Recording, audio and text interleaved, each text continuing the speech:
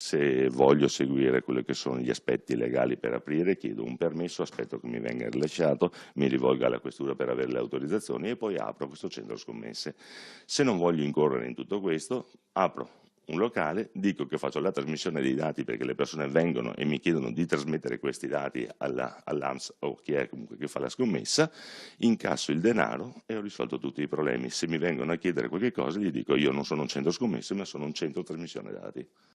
Fanno quello che vogliono senza autorizzazioni e nulla, si mascherano dietro a una fantomatica comunque certificazione di trasmissione dati, mentre ci dovrebbero essere comunque dei permessi rilasciati dalla prefettura o dalla questura e anche comunque dal comune. Secondo me il problema nasce comunque dai mancati controlli, ci dovrebbero essere più controlli, soprattutto dove ci sono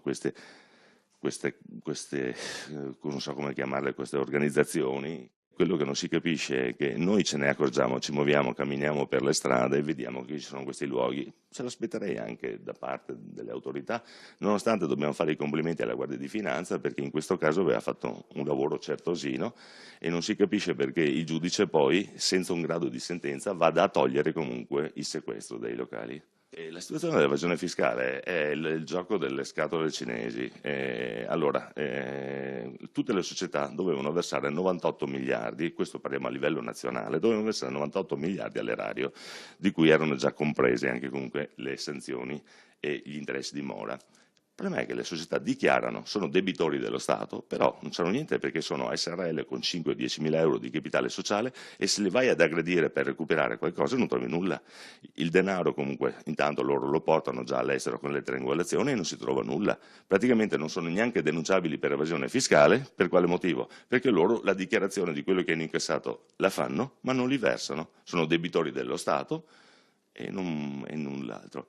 Mentre dal momento che sono collegati online con l'AMS, che è anche il controllore comunque dei giochi, per non far scappare il denaro, invece che fargli fare i pagamenti annuali, chiederglieli mensili, settimanali o se no mandiamo un ufficiale della Guardia di Finanza tutti i giorni che vada a incassare il nostro 40% che va allo Stato delle scommesse